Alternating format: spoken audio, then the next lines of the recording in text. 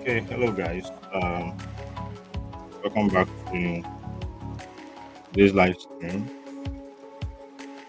Um, so so past couple of weeks have been really challenging. So I've not been able to stream through the week. But let's do it today. Um, So basically, once again, welcome back to my YouTube live streams.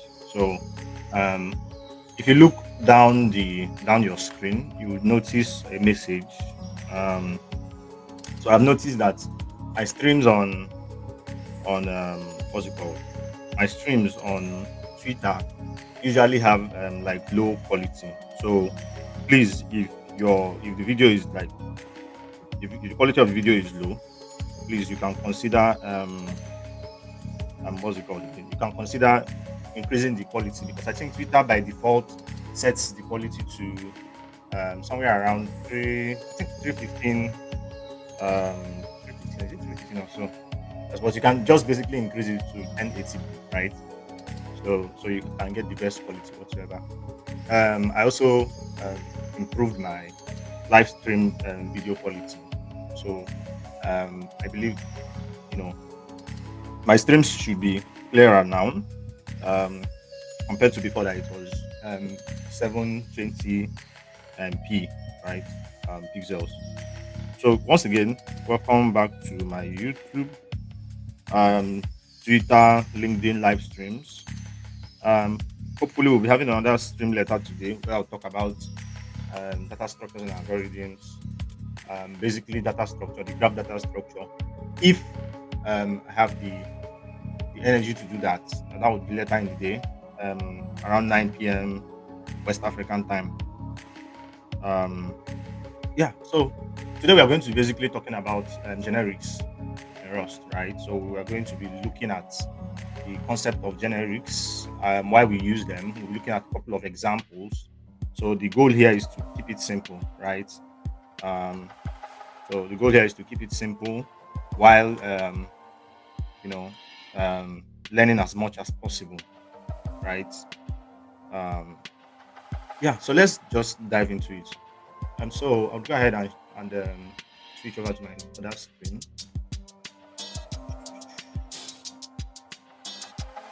All right.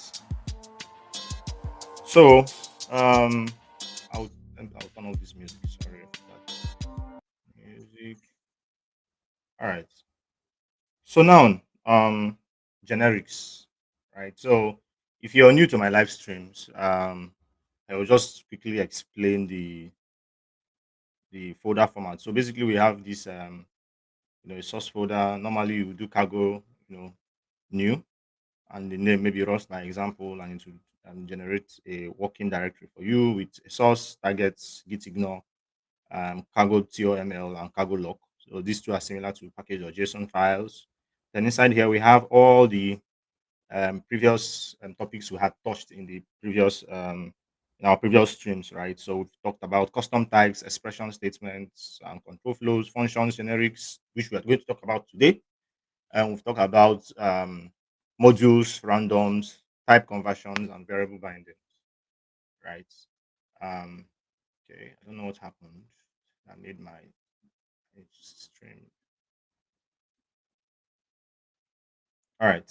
So then finally, variable bindings. So these are I in no particular order, right? But today we are going to be looking at generics. So I already created a file for this, imported it into, brought it into the lib.rs file, made it public, and also made it a module. So it's already a module. Like files in general in Rust are all modules, right? So, but yeah, um, So that would now enable me to be able to import it in here, right? So I have um so I imported it, I did that here, generics, so it enables me to import it here where I would then use it, right? So okay, so sorry about that. Let me comment this out since I'm no longer using it. So for now I'll get the unused generics blah blah blah stuff, just a warning from Rust Analyzer. So in case you're wondering where I'm getting where I get all this warning. So basically the reason I use VS Code and Rust Analyzer is because for this live stream I don't have to always build in order for me to show some warnings and maybe errors or something, right? I can immediately see them in my VS Code, right? So that's like a valid point, right? So basically, this is just a warning telling me that I have this generics is not used anywhere here, right? Which as we go on would export or make a function public that will be able to then run in our main um, file, which is basically the entry point for every Rust application, right? Okay, guys. So generics. I spent about 12 minutes or 11 minutes talking about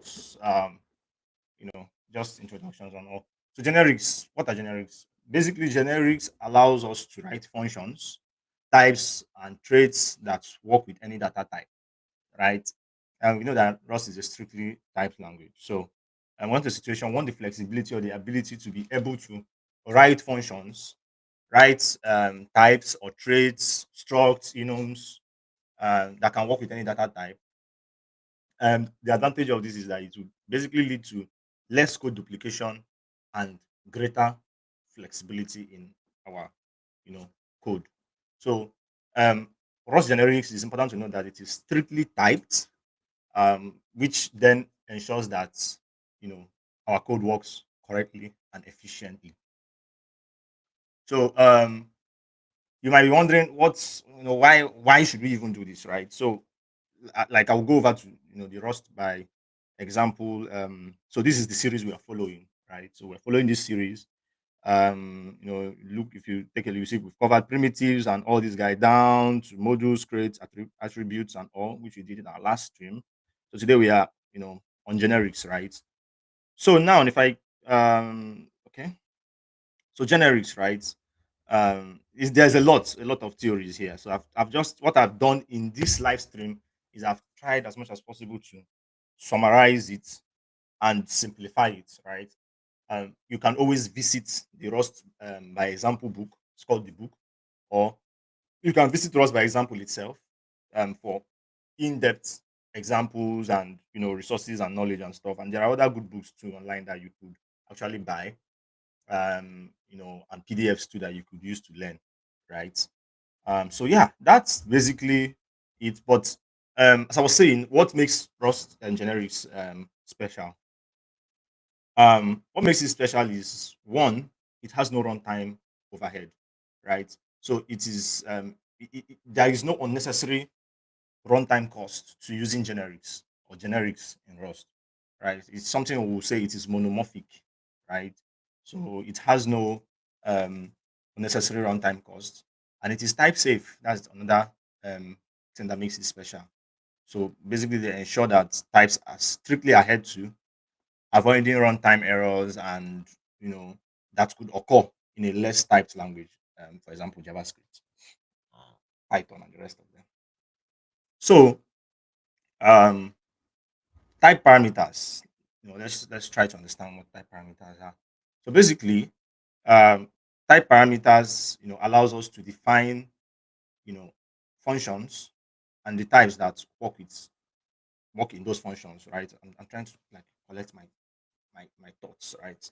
So we'll look at an example of a generic function. So in my previous streams, we've been writing functions, right? But we've never really written a function that is generic. So it's simple, right? It's a very simple concept to understand because first thing you have to understand is what's the meaning of generics in the first place, right? What does it mean for something to be generic? General, right? So it can take any type, right? That's what it means. So that's like how you can simplify. So we'll be looking at how we can write a generic function, right, in today's stream. And yeah, so I think my this thing, I think this is not zoomed in enough. Um, just give me a moment for me to scale this. Okay, so this should be okay now. Uh, okay, so this works. This is better. All right. So, guys, please don't forget to you can always drop a comment for me. Um, I'll try as much as possible to respond to them. Let's try to make the session interactive, right? So, once again, welcome to my stream. For those that are just joining, welcome. It's nice to have you guys here. It's always amazing to see people come on the stream, right? Sometimes I used to wonder if they are bots. So, but please today you guys should try and leave comments. So I know that um, you guys are not bots that are with me on the live stream. Even if you have a question, anything at all, just ask. I'll try my possible best to give explanation to the best of my knowledge, and also direct you to resources that would help you explain better, like with better explanations and all that. All right. So back to it. So in our previous lectures, we've always written functions, right? For instance, this is a function. This is the main function, which is the entry for every Rust application. So I'll reduce this. And we also have like, if I go to, we did modules last. So we have like functions, a lot of, we wrote functions. So this is like a public function. So yeah, but these are not generic functions, right? These are just functions, right? um you know these are just functions. So for instance, this is a function that takes a string slice and returns a string. We also have which other one. Mhm. Yeah, so this is just a function, an associated function. What else? Yeah, so we just have like basic functions. But what we'll be doing today, we'll be looking at how to write how to define a generic function in Rust. Right. So let's start. So I'll add a comment and I'll say um,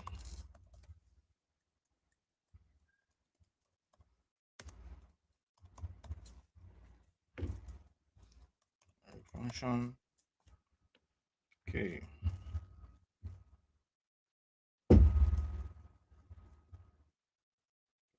Function. All right. So now, let's write a generic function, right? So we'll start with a very simple example, and I would I'll say fn foo, so just foo, and you have angle brackets. So in this angle brackets, we'll pass in something here called t, and we'll pass some arguments to it. So we'll just say arg s args, I'll say t, and in there, so yeah, so here we can just say t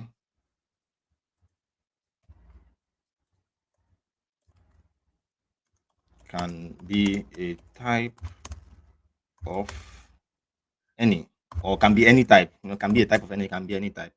Yeah. So what have we done here, right? Um, what we've done here.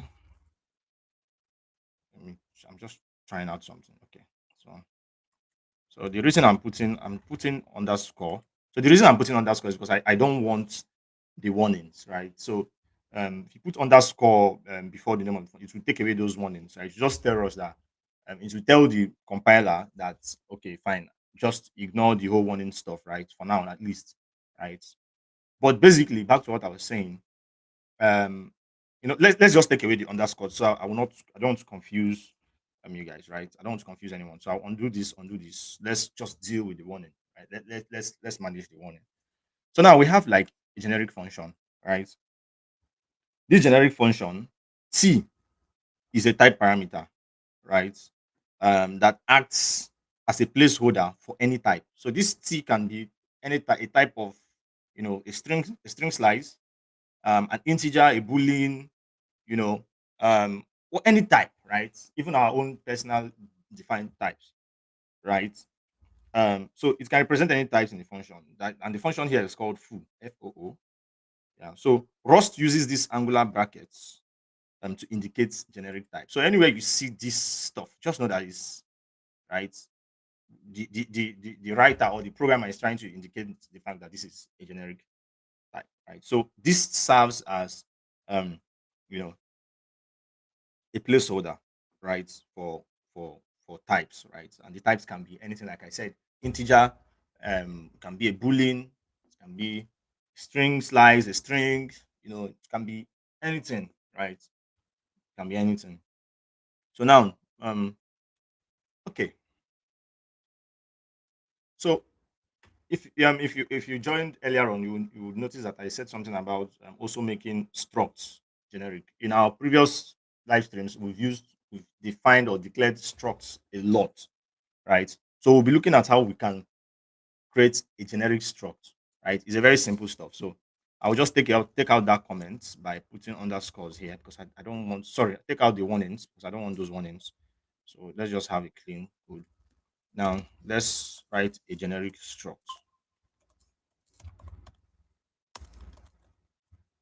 Generic struct. So now we'll do a very simple one, right? A very, very simple struct.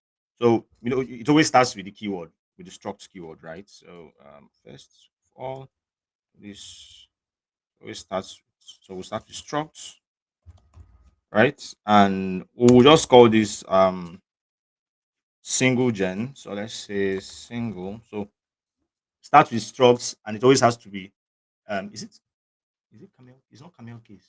Pascal case. Is it Pascal case? I don't know, but basically the first alphabet has to start with capital letter, right? So um single gen. And please, anyone that remembers what that is can just leave it in the comments for me. That will really help. So then I'll add the angle brackets and use T. So guys, here T is just convention. You can actually use anything, right? I can use A, capital letter A. I can use any alphabet of my choice, right? But T is just the convention, right? So it's not like you are mandated to use T, but it's just for convention's sake. So we'll pass T in there and close that. So basically, you know we've just created a struct that takes a type parameter of T, right? So I'll add a comment here. This struct takes a params of T, right? So now we can go ahead and instantiate or initiate, instantiate this struct with different types, right? So what we'll do is let's do that. So I'll add init this struct with different types. So here we say let's first of all create a character. So I don't want warnings, right? So I will just say char. So I want to create a character, and in that I will just say the single gen, and in that place we'll pass this, right? So that's for the first one. Let's just this create an item. Okay,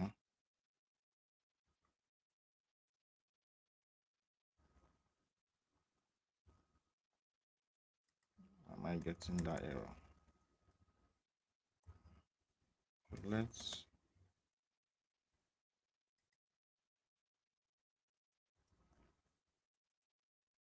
hmm. Consider using static or const instead of let. Static, original diagnostic, blah blah blah.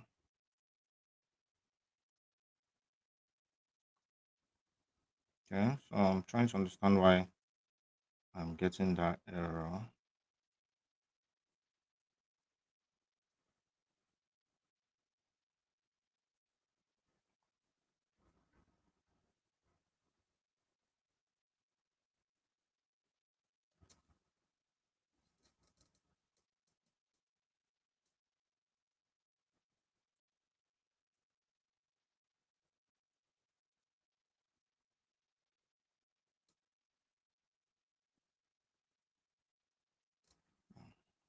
So I'm supposed to do that. I don't know. Okay, so let's const.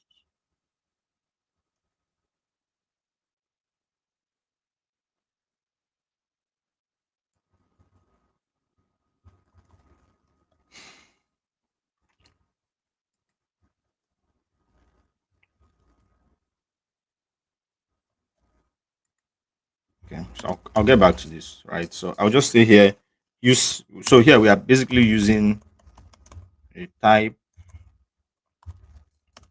of um you know, character, char, right? Um, so say consider using static expected find expected item found keyword let item list blah blah blah. Okay. Um, hmm, that was weird. That was really weird. And should not be having that error. So this for struct single gen. So I'm just checking to see if I'm making any mistake anywhere. Because I have to get to the root of this. Hmm,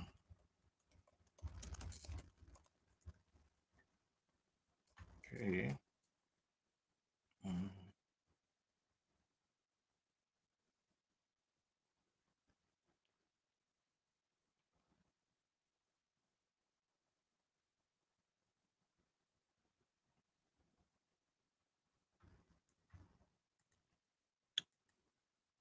okay. I think I let me just put this in the function. So I'll call this struct tests fn struct tests. Yeah. So and just copy this guy and put him there. Oh, I see. Okay. Okay. That makes sense. So I'll do this like this. Okay. So now, so in order to take away those warnings, because I don't want warnings, right? So let's just take away the warnings. Oh, let me just leave it, right? So they're just warnings, right? Saying this was single gen is never constructed, blah blah blah. Okay. Um, so now we if you take a look here, right, you would see that we have unused variable character, right, directly from the Rust analyzer. We can go ahead and add another thing. We can say let's character. So the reason I was having that error was because it was outside of a function and it needed to be either static. Um, you know, I think it needed to be static in order for the Rust analyzer to, compile or something like that. I'm not actually sure why that was happening, but kind of figured out that it had to be outside of it had to be in a function, you know. So next we are going to then do something similar, but for a different distance. So we're going to create like an I32. So say I32, and this I32 would still pass the single gen. So here we'll just pass something like 30, and yeah. So you can already see how using this generic T here allowed us to be able to pass a character type and an integer type of I32, right? So I'll just put an underscore here because I don't the warnings are too much. All right, so that has gone also because this is just purely for you know just purely for testing purposes. It's not like it's purely for learning purposes, right? We're not trying to build a program or do something crazy, right? So so using so here I also add a when I say using type of integer, just put it in bracket and say I32.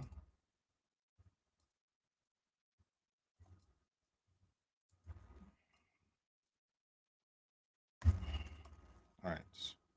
So we have that, right? So save. Yeah. So we have that. All right. So moving forward, you can already begin to see how we are able to define a struct, right, called single gen and passed its generic type of T. And because we passed the generic type of T, we are able to, pass different types into this. So let's say, for instance, right, um, this our struct doesn't have a generic type, right? And we just passed in something like an F64, which is a Boolean type. So F64. What do you think is going to happen? We'll have a compile error, right? We'll have a compile error because the single gen is expecting a float of F64, right? So you can already see the error here that says mismatched type expected an F64 but found a character. Mismatched type, expected F64 but found an integer, right? So this is the importance of generics, right? It's instead of us to go ahead and probably create a different struct specifically for the character type, right? And another struct for the integer type. We can just use one struct, make it generic so that it can accept different types, right? So that's the whole idea behind everything that we are doing, right? So now let's just go back to default. I hope you get the points. So now if I save again, so that error somehow goes away, right?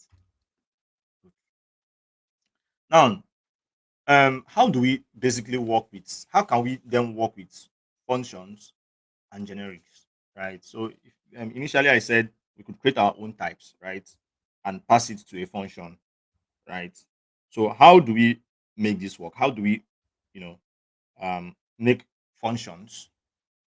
How do we work with functions and generic? I feel it would be of great disservice if we go through this live stream and we don't like have like an example that kind of illustrates, that.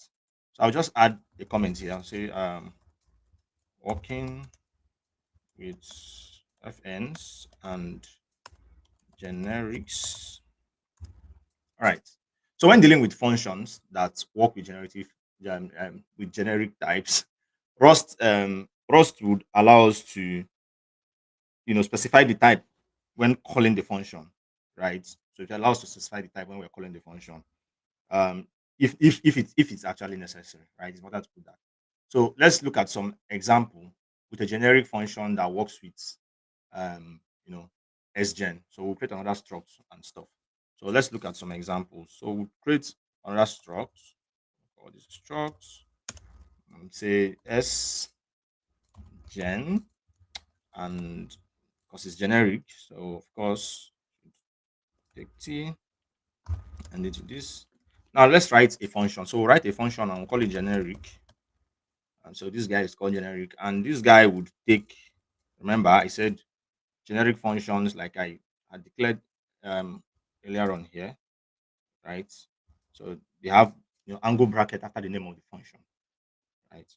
So that's exactly what we've done here. Then we'll pass an argument to it. So that place where we are going to pass our arguments, what are we going to do here now, right? So we'll pass first of all the name, so the argument, let's say s, and we'll now pass our sgen here. So sgen, sgen, right? Gen, waiting for this guy to suggest to me. And in that place, so sgen, and will then pass another generic type into sgen, because of course fgen takes a value, right? So we want the type that we are passing into the struct to also be generic. So we'll pass t there, and basically that's it, right? So we have our bracket. So we have our bracket, which is the body of the function, right? Body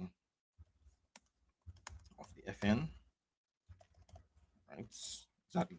So taking a look at this, once again, we have our warnings. So I will just underscore to get them out. Also for the s, as an underscore to get it out, and I'll save, right? Exactly. So now you can immediately see that what we've done here is we've created a function, which is a generic function, which is what we did here initially, similar to what we did here. And then we've gone ahead to pass a generic struct, right, to that function, which is also generic, right? So now when we call generic, which is this function, Rust will allow us to either explicitly or implicitly specify the type, right? So an example of this is when I say generic. So I say generic. Oh, sorry. I would take that underscore out. Mhm. Take this out. So when I say generic,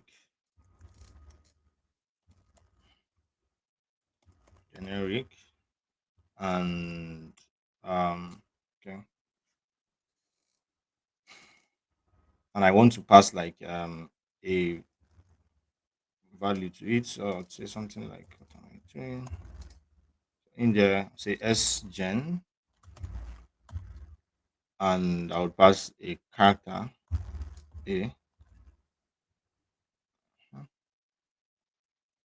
So now we have this, right? So the way we can do explicit, like where we can like explicitly specify the type is by passing a char here, because we know it's a character, right? We can do this, right? Guys, once again, don't mind the errors, right? Don't mind the errors. It's because it's outside of the function. So let me just put it in the function. I would um, move this guy down here. Okay, undo, undo.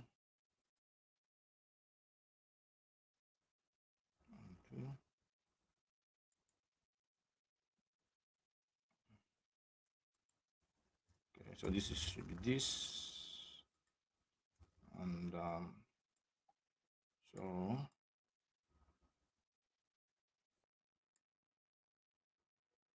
okay, so here cut this and put it here, right? So that was how we were having that weird error. So first off, so you can see. So what we did here is we explicitly, right? Um, we have explicitly specified the type for this. When we called the generic function, right? So let me what's it called again? Uh, I'll add. This is not the right comment. That's, I'll just say this is explicit,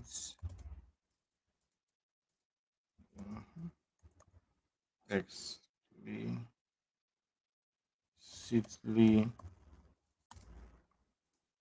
specify the type, right? So we explicitly done that here. So let's now do again. So say generic. Um, so here would pass sgen, and in sgen would not do any this thing. So we'll just pass an integer there, and let's allow Ross to use his hand to. Um, so here now, what is happening here is that there is an implicit, um, you know, implicit specification of type, right? And the type that is implicitly specified here is the integer type, because what we passed in here is 6, right? So if I hold this, and I don't know, it doesn't suggest, but basically this is a type of I32 exactly. So you can see that when I hover over it, it tells me that the t here, this, because this is a generic, so you're saying the t here is equals to, right, 32, right? The t here is equals to 32. If I do this for this, you see that the t here for the one on line 22 is a type of character, right? Yeah, the type of character, right? So thank you, good bad boy. Thank you. Yeah, thank you for showing up to the live stream. Okay, so you can immediately see the point, right? So here, what I did was I explicitly specified that this is a character. You necessarily do not have to do this, right? I wouldn't do that, because I feel like is a lot more code, but it is necessary, right? If you really want to be explicit, right? You can do that, but if you hover over this, because of I have Rust Analyzer, so it kind of shows me that the generic type of T here is I32 by default, right? Because integer types by default in Rust are all I32s unless you specify otherwise. So for instance, I passed 6 here. If I go ahead and just to prove that this works, if I go ahead and change this to an I8, right? So we have I8, we have I16, we have I32, we have I64, and so on and so forth. So if I go ahead and say I just make this an I. So I it's called suffix appendage, right? Appending at the end of the integer. So if I say if I call this an I8 and I save, if I hover over this guy, you see that it has changed to an I8, right? You can immediately see that it changed to an I8. So this is like one way you can, kind of like, um, you can kind of, change the types, of the value, like an integer, and so on and so forth. Right? It's a very cool way of doing it. I can go ahead and say, okay, let me make it, um, mm, let me make it an I64 for save this, and if I hover over this, you see that it's already an I64. But by default, is it's going to be an I32. So if I take everything out and I save again and hover over that, you see that the T type is an I32. So what this means is whatever we get in the function body here, right, for this line of code, S is going to be what? S is going to be an integer type of I32. We can even go ahead to print something, right? So let's print. So let's say print line, and I will just call this S, right? So um, I'll make this public so that I can use it in my main function. So my main function, I want to get the struct text called struct.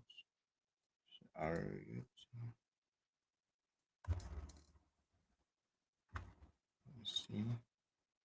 Okay, so because of the appended underscore.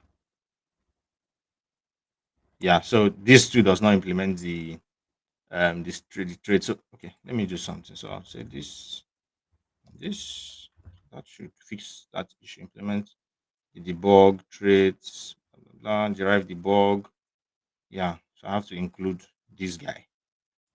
Um, derive debug at the top of the struct, so I'll be able to print it, right?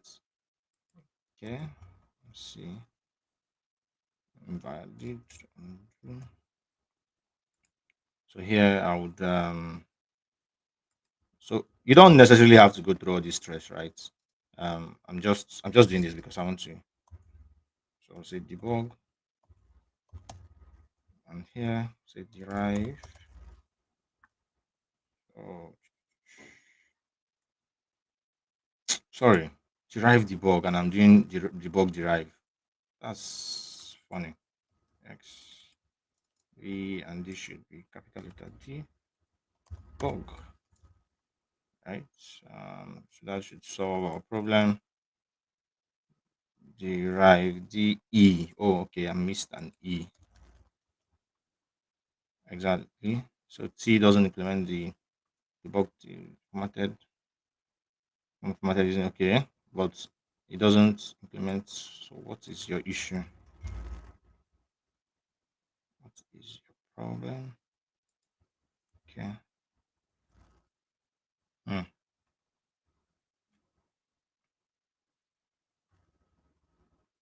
Okay.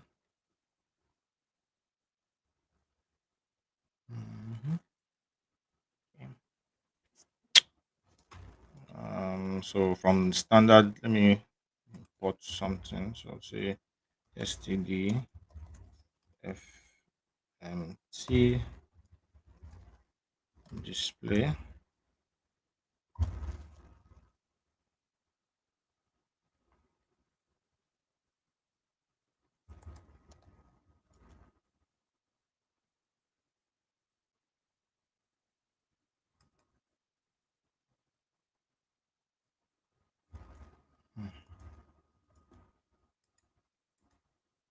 So here I'll say struct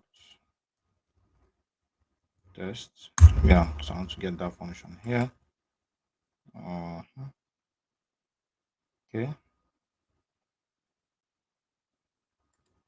Mm,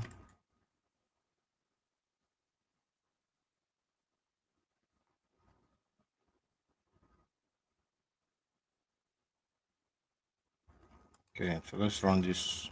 So we'll say cargo run.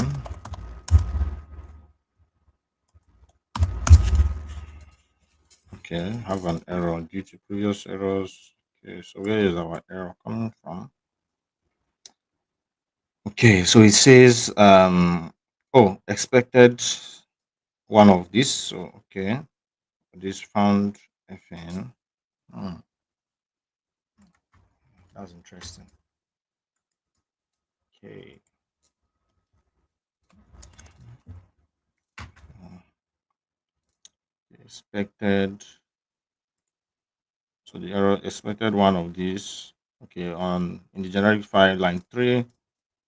Okay, expected this. All right. All right. Try to understand why getting this. So the rest are just basic warnings. Um,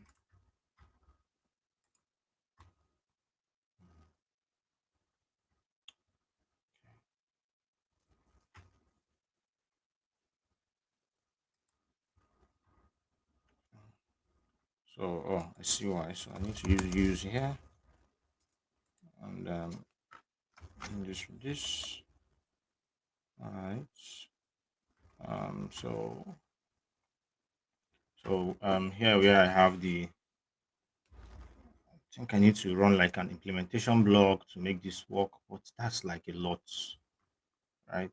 So what I'll do is instead of so I will just go ahead and say, so we'll get to this, right? I'm trying as much as possible not to, you know, run faster than my shadow in this stream, and but at the same time, I might just want to show something, so I will just use the where clause, right? So I'll say where t itself, right, implements the std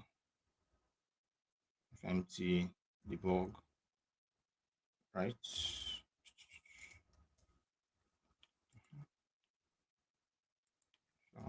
this put it here just to format it so it looks clean. So I would have to pass this portrait. So that should take away my errors. So I don't necessarily even need this guy again. All right. So now I've already imported it in my main file, and this is what I have here. So I'll still explain what this is, right? The where clause and everything down the line. But for now, let's just run the code.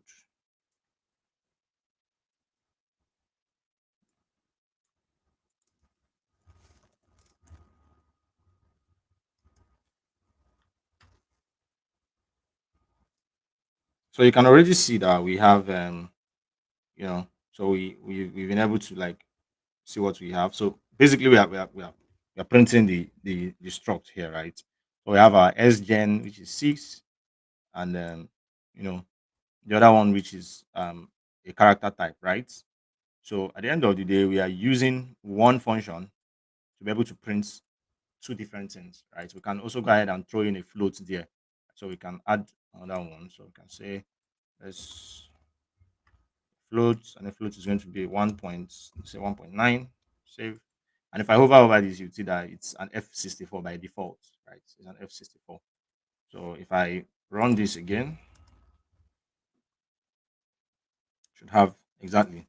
So you can immediately see how we are using one function, right? This should be a common concept if you're coming from other programming language, right? Other programming languages, right? Where you can use one function to, you know, multiple times, like reusable functions. But it is not, you cannot compare it to the way it is in, in Rust. The way it's really explicit and type safe and all that, right? I mean, you can do this with JavaScript, right? But it's not as, type safe as this, right? So I can go ahead and, explicitly say call this an I32, right? I can do that. And if I save this, it will still compile, right? And I run it again, it will still run and compile, showing that it is an I32 because it's 6, right? Yeah.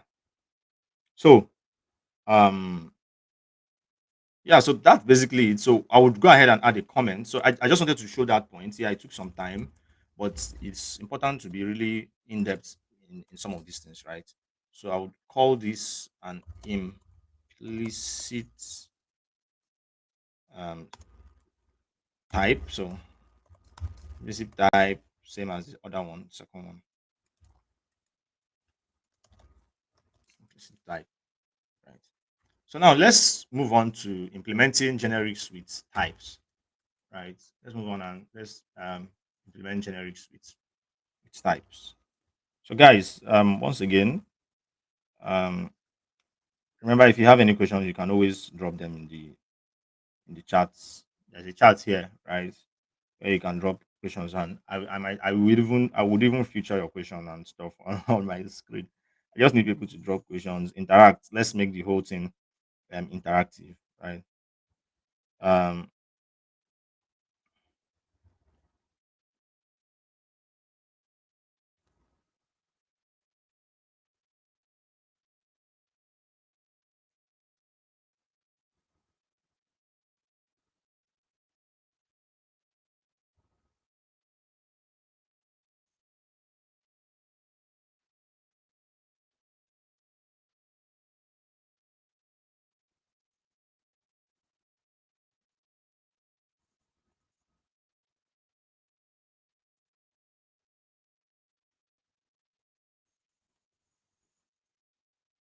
All right.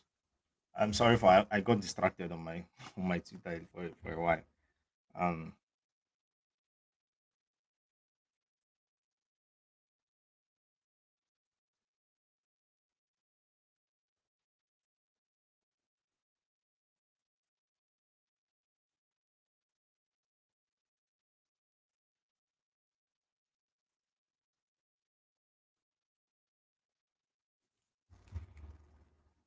All right. So back to so next we are going to look at implementing generic type for generic types with traits, right?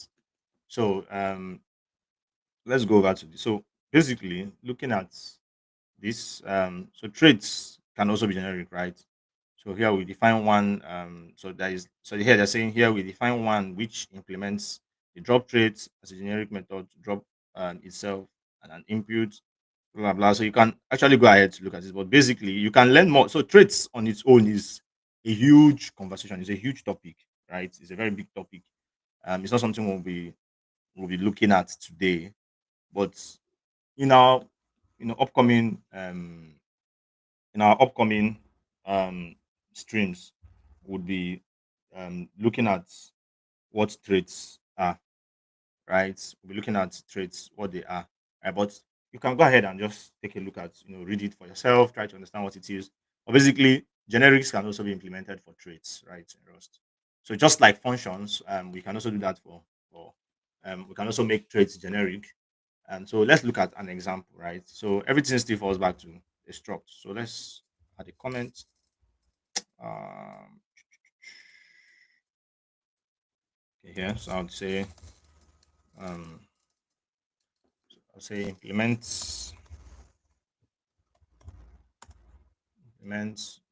generics generic type or traits.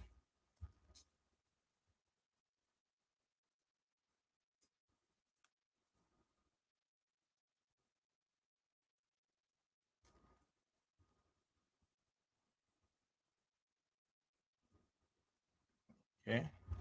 So now, in order to illustrate this, let's create a struct, right? So we'll create a struct and we'll call it genval, and it's going to be a generic struct, of course. And this generic struct is going to take so gen val, going to take a type of t, right? And let's just add the comma here. Save that. Now let's um you know write an implementation on it, right? So we'd say npl, and in that want to make our implementation generic. So we then say genval, t, and in there we'll then write an associated function for this, right? Or a method. So this function would say fn, so it's a method, so value, and so it take reference to itself, so it's going to return the whatever generic it is, which is t in this case. And no, yeah, so that's fine, but I want it to also be reference to itself. And yeah, so just to make it clean and right. So basically what happened here is that this allows us to create structs, like we can create a struct like genval of type i32, and the method, which is value, which you have here, will return the reference to what is stored in genval itself, regardless of what t is, right? I don't know if that makes sense, right? So um how will I'm trying to collect my thoughts here. Trying to collect my thoughts here.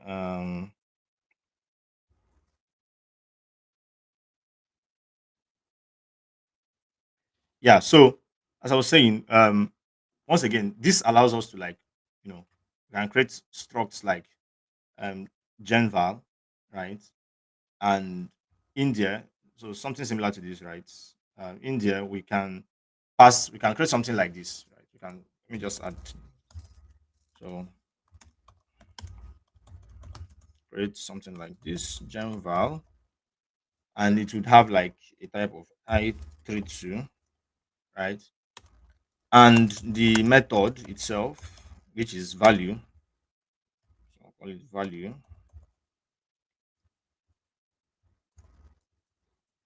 will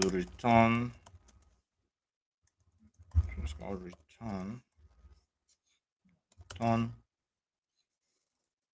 a reference to the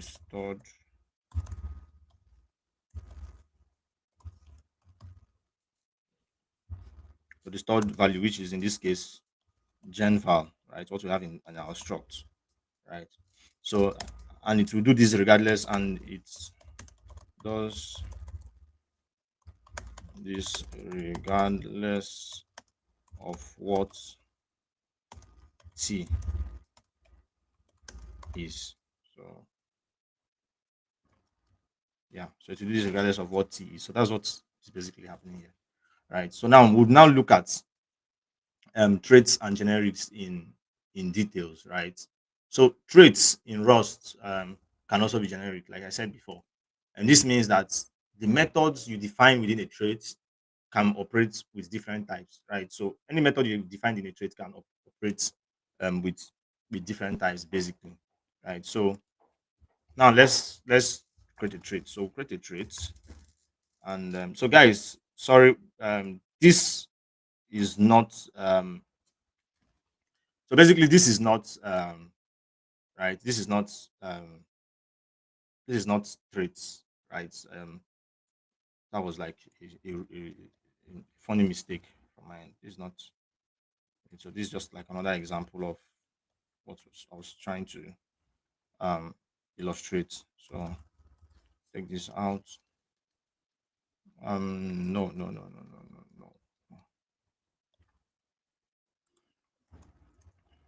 I got distracted on Twitter and ended up making a mistake. So if you want to declare a trait, you have to use the trait keyword, right? So like I said, traits in Rust can also be generic, and this means that the method that you define within the traits can within a trait can operate with different types. So you can operate with the type of I32, F64, and so on and so forth, right? So for example, we define a trait using the trait keyword. Um, so we would create a trait, a very simple trait called has area, and this trait would basically calculate the area of things for us, right?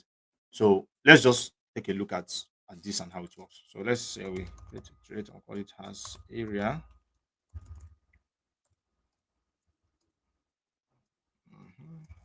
Area EA, right? And here we just have a function so we call the function area, and this function will take itself and it would return an F64. So we just want to return a true or false, right? Good. So now that we have this guy, so just go ahead and put underscore here. Uh, what else? Where am I getting that stuff again? So here also, I don't want warnings at all. And then so I'll put that there. Okay, so I just let me leave that because. All right. So now, I'll go ahead and create a struct. So I'll call this create a struct.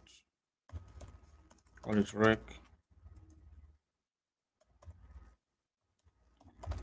rectangle, and this rectangle struct is going to take two things. So it's going to have like length.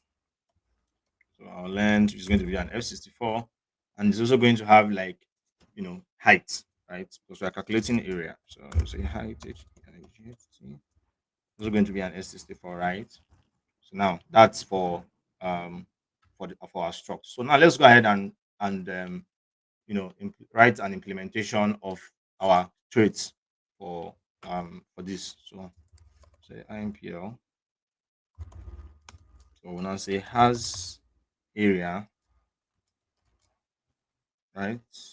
For rectangle, rectangle, and in here we'll write our function. So we'll say function that has area. Yeah. Okay. Missing area. Yeah, yeah. So if you notice, you see that it's already telling us that not all traits items are implemented. So it's missing the function area. So we have to write that function, right, in our implementation block. So we'll say fn, I'll call it area. And in there, remember it takes reference to itself, which is the struct,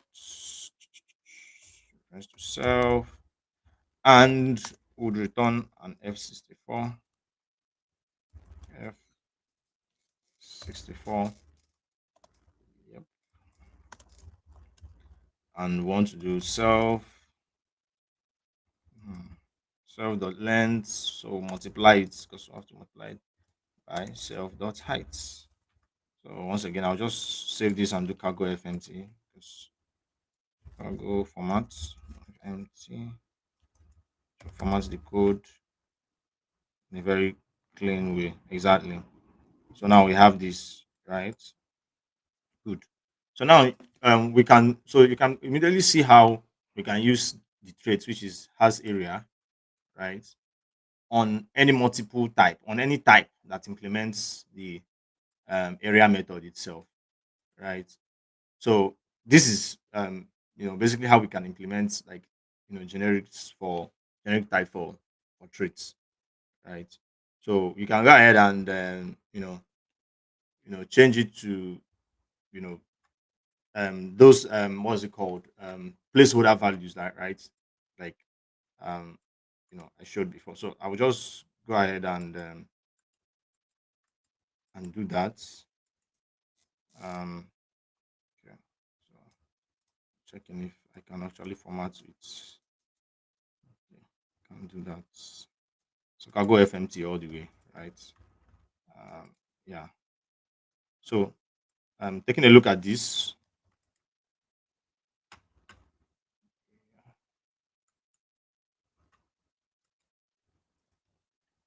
Okay.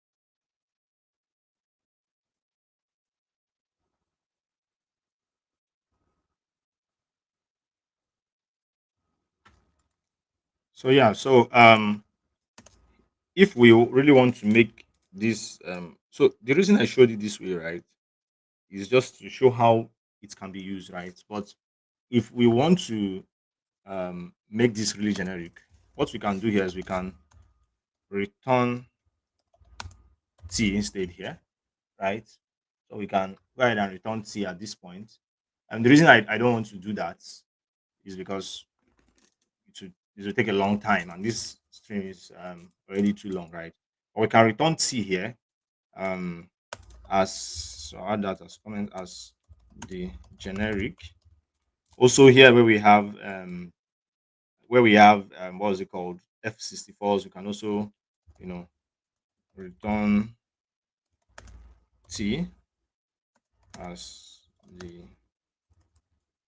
you know as F64, right? We can do that here. So I'm just showing this, and here too where we are also returning this 64, we can also return and specify t as this thing. So we can specify t as x64. Specify t as s64, f64, right? So this is how. So we can take this a step further by, maybe going into this function, adding, we can go here to like add values to our rectangle struct, right? And then we can try to print stuff and all that, right? We can take that like a step further, try to do that, but No, but at the end of the day, you get the point, right? If we want to achieve a generic type, we just have to change what we are returning here. So it takes any value, right, all the way. So that then we can then use that in our function, right? To do whatever it is that we want to do, right? Yeah. So I can take it a step further, right, by just testing it. Well, then again, we don't have the luxury of time, so I will leave that to you. But basically, what we want to do here is for the rectangle type. For the rectangle, we want to pass a length, maybe 3.0 or 4.0 something, right? We want to pass it there. And at the end of the day, we want to call rect, or want to equate it to like a variable, like a variable name. And we want to say something like rect dot area, right? So the rect dot area would call this function because remember, we have implemented the trait has area on our rectangle struct. So it will call the has area for us. So if we do that variable name, um, you know, do the variable name by the method that was defined here, we'll be able to get the area, right. So it will give us, let me say, 3.9 multiplied by 4.9, and to give us an answer, right. I think I should just go ahead and do that, right. So I would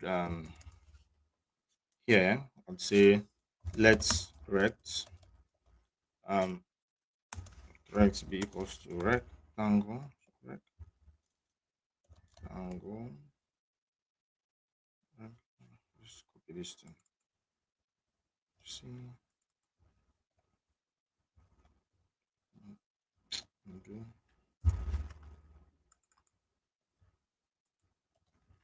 And so here,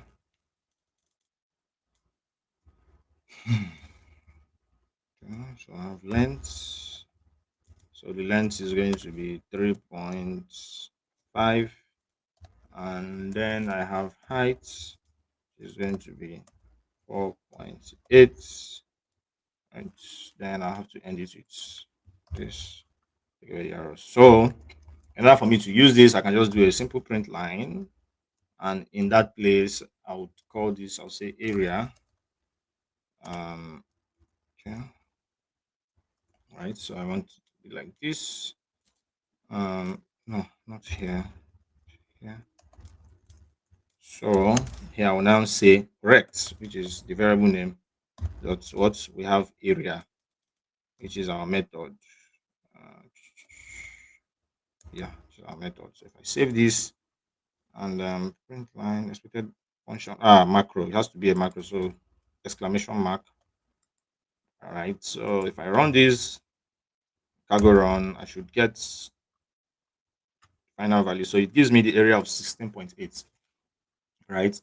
But now if I try to pass something that is not so the reason I wrote this thing this way is because I love showing what happens when you don't do, like when you don't use things right. So for instance, this the rectangle struct expects a where is it? Where's that guy? Okay. This expects a floating point value, right? So a float, F64 and the rest, right? So now if I change this to an integer, I'll get an error. So it's already telling me that I have a mismatch type. Expected an F64 but found an integer. Of course, I had already specified here that I'm expecting an integer. Sorry, an F64, right? So what I can do here is I can just take a generic type. So I can call this T, and that error would. So if I save this, yeah, cannot find this type. Okay, T in this scope found. It cannot find type T in this scope. Not found in this scope. Okay. So here also, so I just have to change everything, right? Let's just change everything to type of T. What else? What else? What else? This guy T. Save this. So what errors am I in? Cannot find type of T scope. Oh, I see the angle brackets. I can imagine. So this, and also here, I also have to add that here. So making this generic. Okay. Cannot find T in this scope. Okay. Mhm. So what values, what am I passing in here? Hmm.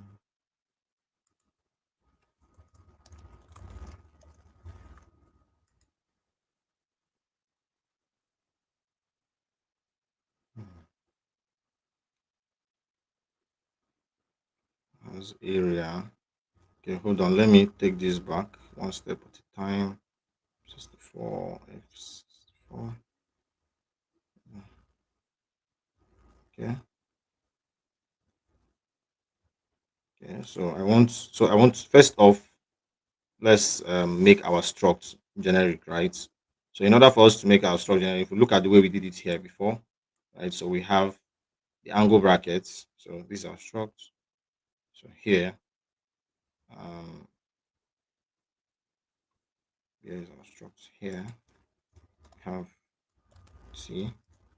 So generic type. Moving in front of field.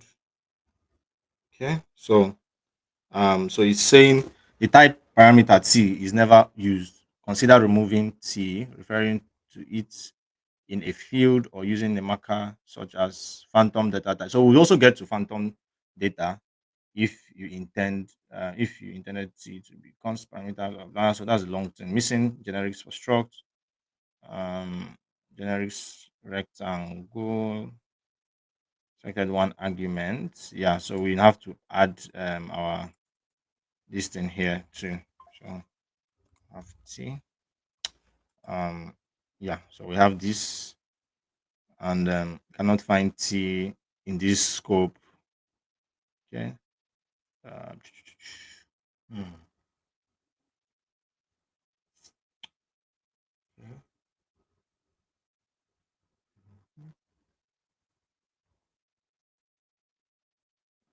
Um,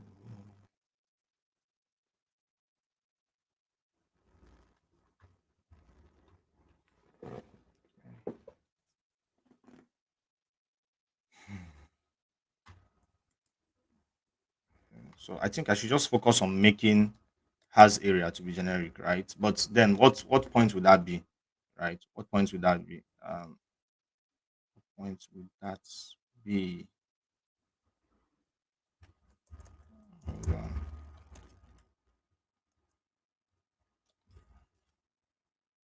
Okay.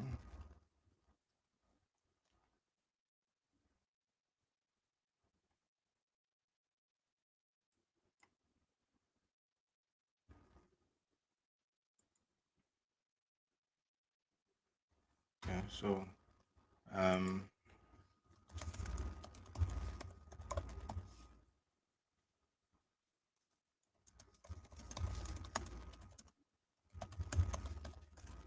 Okay.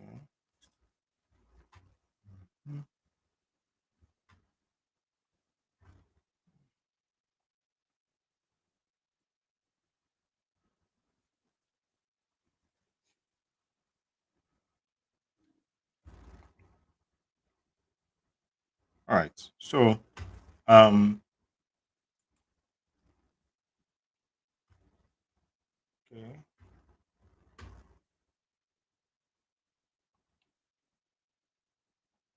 So making this generic, right? It has um we'll have to do a lot of things, right? We'll have to do a lot of things. We'll have to and right what I was actually doing was on the right track, right? Would have to specify um a generic type for this, which means passing an angular bracket here with the type of t, changing f34 to t, right? Um we'd also have to do the same thing for our rectangle struct, right? Then in our implementation block, would have to pass another one here, another angle bracket here, do the same thing for has area, and do the same thing for rectangle, right? And we'll now have to we'll have to support the um, multiplication and copyable traits, possibly.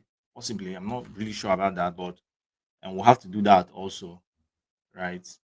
And yeah, so if we do that, we should be able to have like a very, very generic function. But the point here is that, so like what I meant is here where you have the IMPL, so you have to pass another T here, right?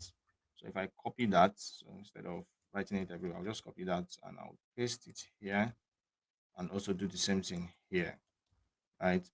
I would have it here too, and I would also have it here, and I'll change this to, okay, can't do that.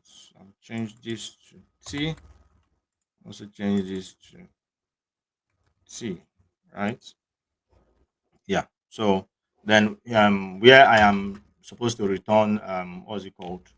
The F64. I would also pass in my T there. Right. Uh, let me save and see what happens.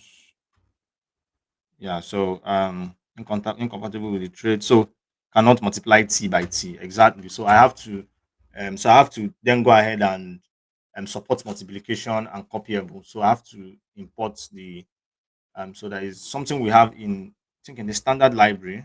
So I think um std dot ops, and in that place would have let me see, mut, I think multiplication, mul, and add, right?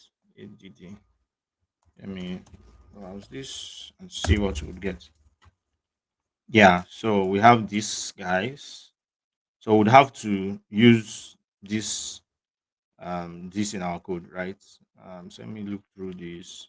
So it's a lot, right? It's a lot to get it to that point. And you know, once again, this stream is already above an hour, and almost going to an hour 30 minutes, and have a lot to cover, right? So, but the point here is, um, this is how we can actually achieve true genericness, right? So we can take it a step further and just add the where clause, just like we did here, right? And would pass in the multiplication. So we want the output to be equal to T and copyable also. So if we do that, we should be able to go ahead and you know do some calculations where we calculate the rectangle and also calculate, and we can calculate the rectangle using floating types, and also calculate it using integer types, right? So we've already gotten to this point. We might just have to, probably we might have to, you know so I'll just go ahead and do that, right? And we might have to split this live stream into two parts, because I don't want it to be too long, so much so that um, it will be difficult for one to really watch it to the end, right? So I guess that's what I would do, right? So let me just spend my time and try and figure this whole thing out, and let's really drill deep into the genericness of implementing traits with generics and all that, right? Yeah, it can be complex sometimes, but then again, right? So in order for us to make this work, like I said, looking at this, we have you need the multiplication, and we also need to import addition, so I'll be able to implement it on the T type, right? So what we'll do is on our implementation block here, right? So down here, I'll say where T, right, is mul, and in that place would have um our outputs,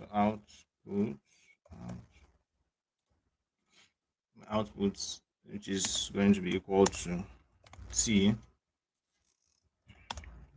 plus copy, right? So let's copy, don't come out here, right? So I'll then go ahead and let me see if I found the code. Yeah, so std process output, okay, and then what else? So use std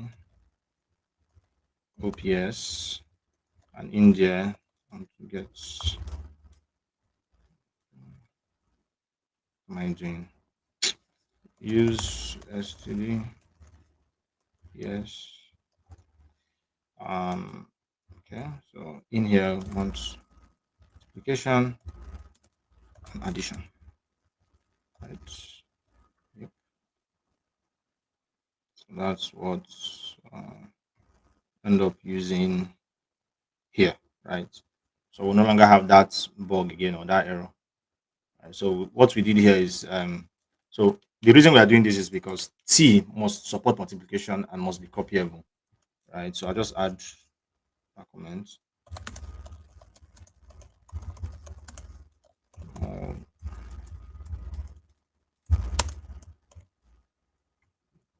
Multiplication and must be copyable, right? Then we have our main function, which is our area, and takes so basically it just remain the same, right? Has a copyable type, iterate, okay, hide yourself and all that. So we'll come back to that, right? So now we already have this, so this has to be, so this has to change to T, right? So this also has to change to T, and automatically it takes away that error, right? So that was why we're having that error here. Okay. Um, okay, so moving forward, we'll then go ahead to now. So since we've made this truly generic, right? And let's now try to, so we did this for, so I'll call this rect for underscore f64, right? So I'll copy that same thing and do something similar for, but this time around um for I32, I32. um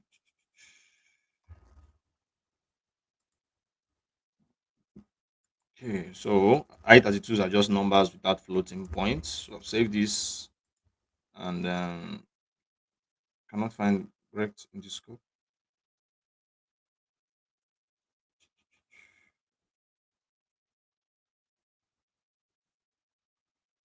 In the scope. Why am I getting that error? Okay. Hmm. Okay, I'll come back to that. Let me comment it out first for now. Save and cargo empty. So at this junction, right, you can already begin to see that there is an implicit type inference here, right? Telling us that the rectangle is now taking a type of I32. And if you look at this, you will see that the rectangle here is taking a type of F64, right? So this is implicitly added for us by the Rust and by Rust Analyzer, which of course comes from the compiler, right? So we can already see, right, without even printing anything, that this um the the function, which is this function, can take any type, right, and return any value because we made it generic, right? We might have to take it a step further, right, to um you know really, because at this point we are getting an error, that is saying that we what's it called again? Let me check that error. So what does it say? Cannot find the value of rect in this scope, not found in this scope, right? So still trying to understand why that is an issue. But once again, um you know I would really try, I would really find out why that is happening. um so what we can do is we can create like a function that would compute and return the area of any type, that implements the has area trait, right? We can write a generic function that will do that for us, right? um yeah, I think that should be the way that we are going to be able to um resolve our problems or our issues at this point. So we'll create a function. So I would just call that function compute area. So okay, compute, or just simply compute.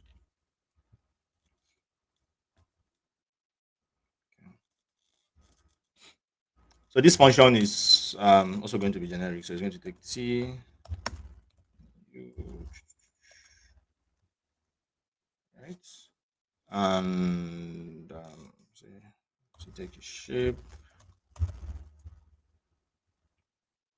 Mhm. It's going to take a reference to t, and it is going to return u. So say where our t has area, okay, and u in this case is going to be our copy, right?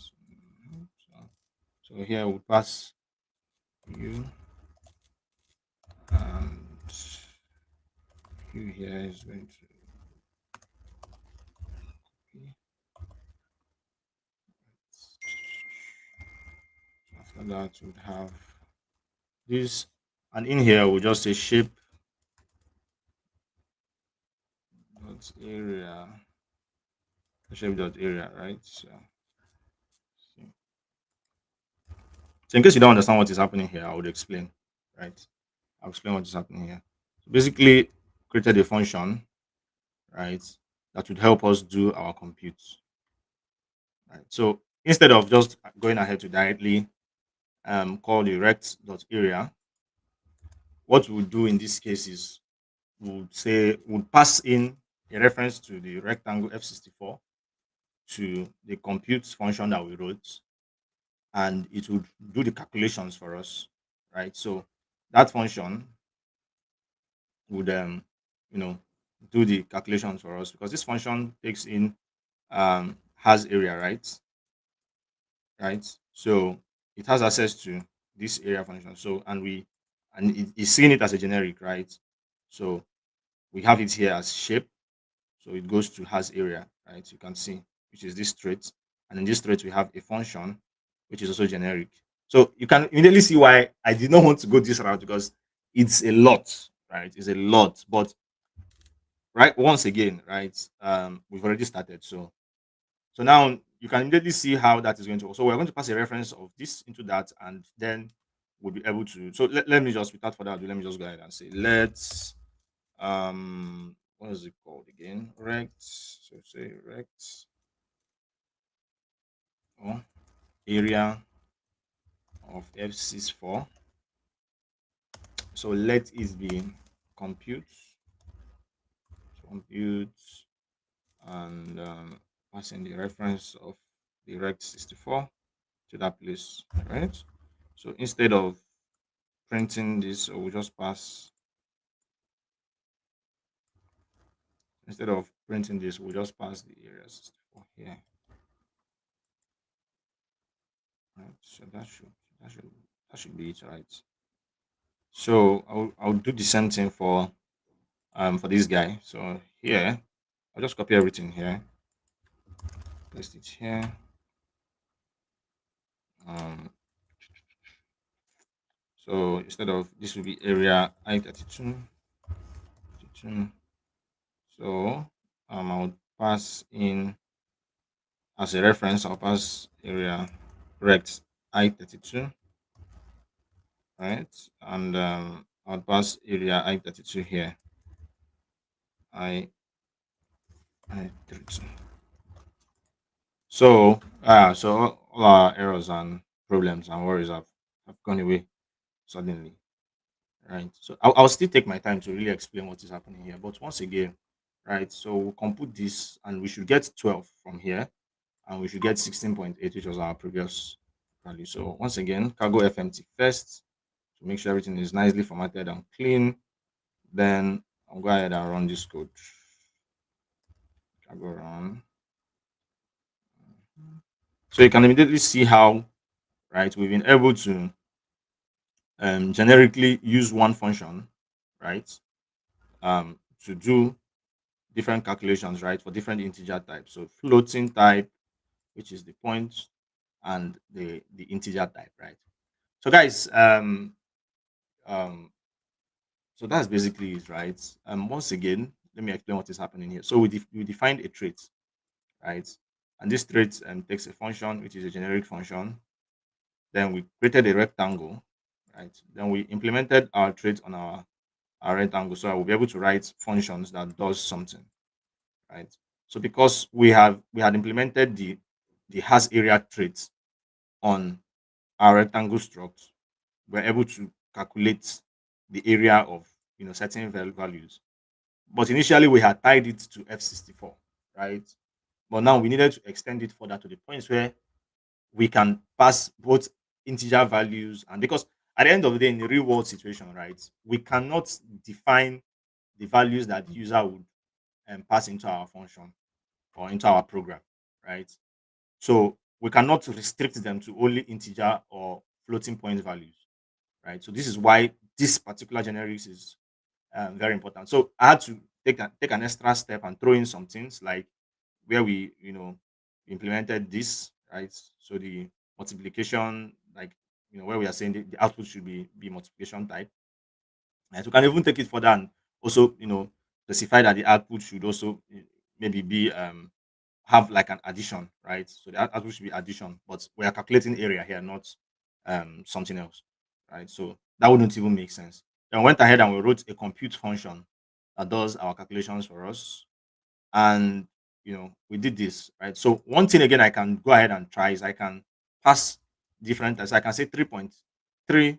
I can pass 3 as like an integer and pass 4.8 as as a float, and let's test and see if that will run. Yeah, so we have like a mismatch type, expected and what's it called, an integer, but found a floating point. So apparently it by default took what's the type for the first value here, right? It took it by default. So yeah, guys, that's basically it. I'll take this back to 2.8 and save. That's basically it. We still have a lot of things to cover, but this live stream is already 1 hour 33 minutes in. Um, in our next video, so this live stream is going to have like a part two, right? Now, next stream, I will talk about um multiple bounds, using multiple bounds. I would also talk about phantom types, very interesting topics. I'll also talk about phantom data types. I'll take it a step further to look at the use cases. I'll talk about new type idioms, and also take it a step further to look at associated types. And then finally, wrap it up with key takeaways and how to test phantom types and their usage with units in Rust. So, guys, once again, generics, right, provides a powerful way for us to write flexible code that is type safe and efficient, right? By using this, like by using type parameters, bounds, and associated types, you can create highly reusable and safe code that works with a wide range of data, right, without sacrificing performance at the end of the day. Like I said, in the second part of this, we'll be looking at advanced concepts like phantom types, new type idioms, that will help you build more structured code and maintainable code. Mastering generics, right, will enable you to write more expressive and reusable Rust code, enabling you to handle like very complex problems with ease, just like I have displayed there. Yes, it could have like um an overhead, right? Like it could be difficult to grasp at first, but believe me, when you spend enough time, with it going back and forth and all that, it begins to make sense at the end of the day, right? So yeah, that's basically it for this one. um Please, thank you for joining me on this one. Honestly, it's actually been a very very long one, right? There was a lot of back and forth, a lot of times where I had to take a pause and think about things. And yeah, so that's basically it, right? So we've been able to look at generics from creating a function to creating a generic struct, down to using the where keyword, and also writing using generics, with an implementation block where we find a function, and I made a mistake there where I was calling these traits, and then went a step further and we implemented the traits, and we also tested it to make sure everything works, and everything here works, right? So guys, once again, thank you for joining me on this one, and I will see you in the next one. Bye for now.